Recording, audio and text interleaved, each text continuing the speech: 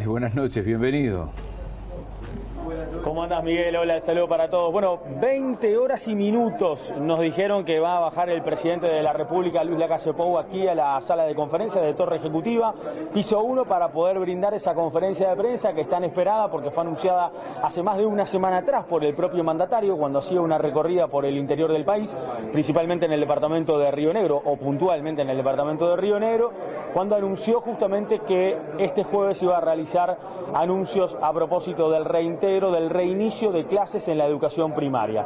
Un reinicio de clases que de alguna forma, por lo que han señalado algunas autoridades del Poder Ejecutivo en los últimos días, ya podemos visualizar de cómo sería, más allá de no entrar en detalle, y ese detalle seguramente lo va a hacer el propio mandatario cuando brinde la conferencia. Pero, por ejemplo, el ministro de Educación y Cultura, Pablo da Silveira, cuando estuvo en piso, anunció de alguna forma algunos lineamientos de lo que pueden ser los protocolos sanitarios que se van a considerar, pero también la manera en la cual, por ejemplo, va a repartirse las clases, el número de alumnos y demás en los distintos centros educativos, ya sea los públicos como los privados. Pero vamos a comenzar con lo que pasó este mediodía, donde de alguna forma también hubo una especie de puesta a punto de la situación en la cual estamos al momento con respecto a la pandemia y también con respecto al posible reintegro, reinicio, en este caso de las clases. Vamos a escuchar lo que decía uno de los científicos, de los tres que hoy brindaron la conferencia, que son los que habitualmente están asesorando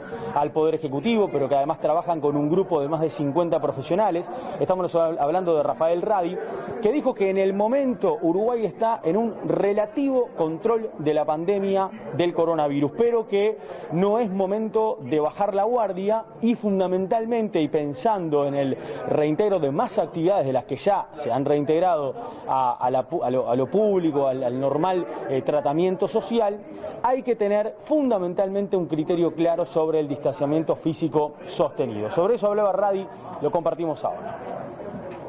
La situación actual de la pandemia en Uruguay tiene un relativo control sobre el fenómeno biológico y epidemiológico al momento. Por primera vez, desde el inicio de la pandemia, tenemos una serie de 12 días seguidos, desde el 9 de mayo al 20 de mayo, con menos de 10 casos activos reportados. Lo de relativo es textual. Esta situación hoy tiene relativo control, pero se puede descontrolar rápidamente por la alta contagiosidad que tiene.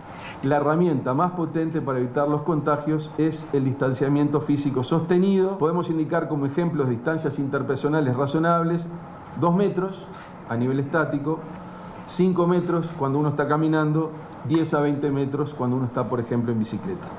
A nivel mundial sabemos hoy que más del 99,5% de los clústeres de infección se han dado en lugares cerrados.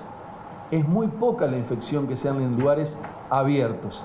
Por lo tanto, nosotros también estimulamos al buen uso responsable de los espacios abiertos y del espacio público.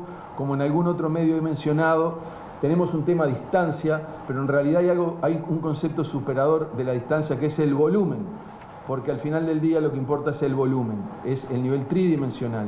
Cuanto más volumen hay, más dispersión y más dilución de las posibles partículas virales que puedan salir de un paciente sintomático o asintomático. Mi riesgo de infectarme de alguien que está infectado se reduce mucho si mi tiempo de exposición es corto. Los grandes clústeres de infecciones se han dado personas que tienen gran carga viral en tiempos de exposición largos, fiestas, reuniones, domicilios. El invierno nos abre un paréntesis de 3 meses que son potencialmente muy duros. Entonces, si ustedes nos preguntan a nosotros, ¿cuál es el mediano plazo? El mediano plazo es superar el invierno. Esa es nuestra tarea hoy, superar el invierno con la pandemia controlada. Esto es como estar jugando un partido en La Paz a 4.000 metros y estamos aguantando el 0-0. Estamos bastante contentos, pero nos pueden golear en 3 minutos. Entonces, esa es la mentalidad que tenemos que tener, no aflojar a las medidas y saber como sociedad que si vamos a caminar hacia nuevas etapas de reapertura, la única forma es evitar el contagio. Y de alguna forma sobre esas nuevas etapas de reapertura que recién señalaba Rafael Radi, desde el punto de vista de la educación, en lo educativo, también hoy Henry Cohen de alguna forma detalló cuáles son los instrumentos que en este momento han manejado el grupo de científicos que está asesorando al Poder Ejecutivo como para habilitar, dar luz verde a que el gobierno tome la decisión justamente del reinicio de clases, en este caso en la etapa de la educación primaria. Y precisamente hoy se decía que lo que hay que tener es, primero, tomar este riesgo, pero hacerlo con un control estricto, o sea, con testeos permanentes de cómo se viene desarrollando la actividad, como ocurrió, por ejemplo, con las escuelas rurales desde que se reabrieron, como ocurrió también con la construcción y como va a ocurrir a partir de la próxima semana en la frontera, lo que está ocurriendo en este momento en departamentos como Rivera o como Cerro Largo. Y Cohen decía que a nivel internacional no se pudo terminar de comprobar realmente cómo ha sido la evolución de cerrar las escuelas en cuanto a afectar o no el hecho de la pandemia. Y una cosa puntual que hoy señalaba este científico es que lo que ha quedado demostrado es que los menores de edad se enferman levemente y pueden transmitir muy poco la enfermedad, en este caso el COVID-19. Y el día lunes tuvimos una larga videoconferencia con las autoridades nacionales donde se analizó específicamente el tema reaperturas de escuelas. Cada apertura implica una posibilidad de riesgo. La salida de colectivos a la interacción social eventualmente genera escenarios de posible contagio. Entonces, una situación que hoy está controlada se puede descontrolar, como ya ha pasado en países cercanos y también en Europa, en cuestión de días o semanas. Pero la mejor evidencia que tenemos disponible hasta la fecha es que el impacto del cierre de las escuelas sobre el desarrollo de la enfermedad más bien es muy bajo. Eso confrontado a los impactos que tienen desde el punto de vista educativo, social, nutricional y de salud mental, en ese balance es que el gobierno tendrá que tomar decisiones. El grupo asesor científico honorario es un grupo asesor. Nosotros no tomamos decisiones de gobierno, los terrenos de acción están claramente delimitados y la toma de decisiones, luego que nosotros proveemos la evidencia, es de estricto dominio del gobierno nacional. Este asunto de las escuelas es muy importante y va a haber que medirlo en forma muy estricta en las próximas semanas y meses. Sabemos ahora que los niños entonces enferman poco, se enferman levemente y transmiten poco la enfermedad. Si a eso le sumamos que las experiencias internacionales en los países en los cuales cerraron las clases no pudieron demostrar que eso había sido efectivo, eficiente para disminuir el número de casos, en los que la siguieron tampoco pudieron demostrar que ello había sido contraproducente, hoy tenemos la pregunta que contestar, es qué es lo que hay que hacer para volver a comenzar las clases. Yo diría que los efectos positivos del cierre escolar son por lo menos discutibles, pero los efectos negativos son indiscutibles. Y un dato más que hoy señalábamos, por ejemplo, en nuestra edición Mediodía, tiene que ver con que también Cohen señalaba que de los 14 niños que contrajeron el COVID-19 aquí en nuestro país, ninguno fue menor a los 5 años y además ninguno de estos niños tuvo siquiera que ser internado durante el desarrollo de la enfermedad. Vamos a hablar también de la frontera, porque fue otro tema que se trató también en la conferencia de prensa. Un puntual tema que preocupa y mucho a los científicos. De hecho, fueron los científicos los que recomendaron al Poder Ejecutivo poner principal énfasis en esa situación y fundamentalmente un monitoreo permanente de lo que estaba ocurriendo con la frontera seca con Brasil. Acá está lo que decían. El tema de las fronteras, nuestros expertos del área de medicina básica han claramente indicado, y lo hemos trasladado al gobierno nacional, que el monitoreo de todo lo que es frontera tiene que ser realmente enfatizado, e inclusive ramas de actividad que pueden comenzar en la frontera, que pueden implicar tránsito de trabajadores de un lado a otro, tienen que ser mirados con gran detalle y monitoreados con gran detalle. Entonces, efectivamente, sí, es un problema.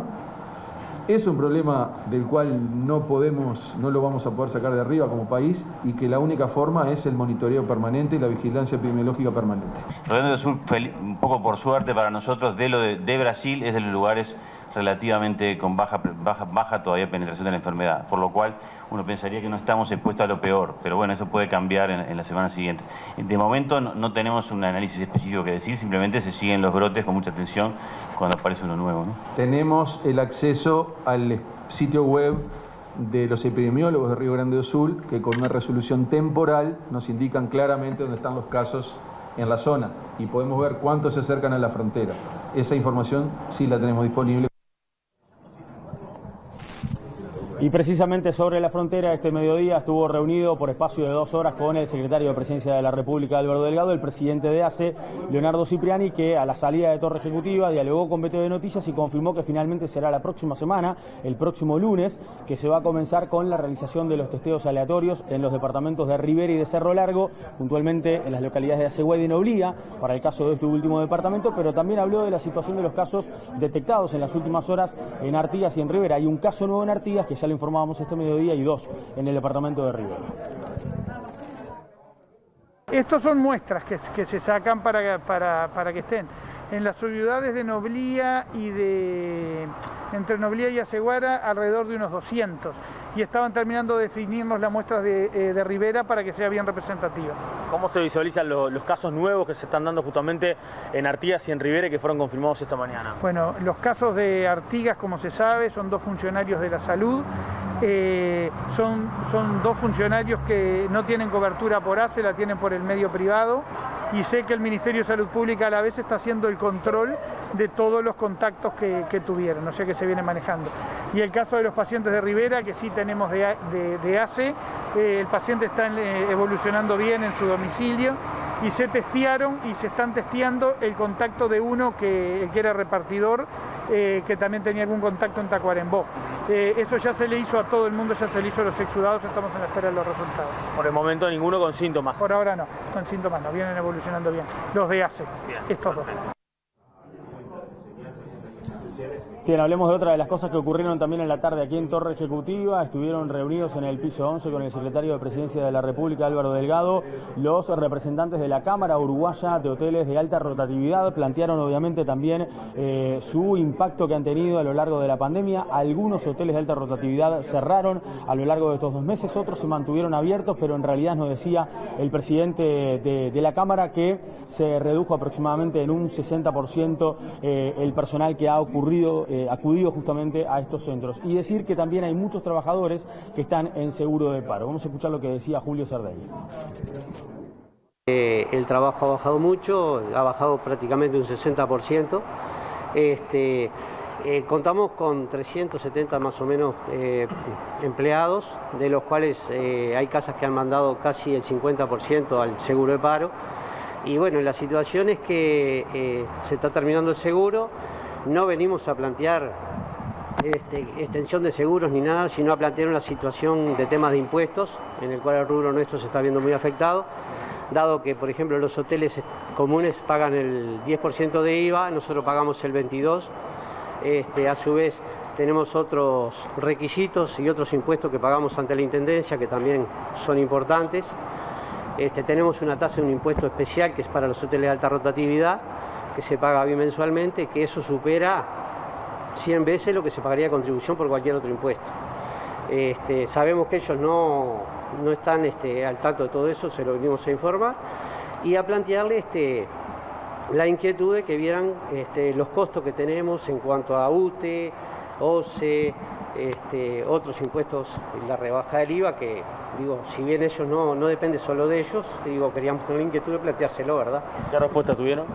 Bueno, que lo van a estudiar y van a ver, nos aconsejaron hablar con Remo Monseglio, de paso ya se los nombro, que está más en el tema de lo que es todo lo que es hotelería y todo eso, y que bueno, que van a ver qué posibilidades puede haber, y como todos estamos en la idea de mantener el personal, mantener fuentes de trabajo, y en eso quedamos. Se van a comunicar con nosotros cuando tengan alguna novedad. Bien, Rosario, Miguel, si vuelvo a tu pregunta inicial, Miguel, de qué tan larga puede ser la noche aquí en Torre Ejecutiva, te podría decir que va a depender mucho de qué tan detallada será el anuncio que va a brindar hoy el presidente de la República, porque se espera que sea 20 y monedas, como se dice en el fútbol, ¿no? Volvemos con ustedes. Bien, Nico, aguardamos entonces por un nuevo contacto. Seguimos aquí con otros temas. La causa que investiga una presunta red de explotadores sexuales lleva hasta el momento 11 personas formalizadas. Compartimos a continuación los principales detalles de este caso, cuyos primeros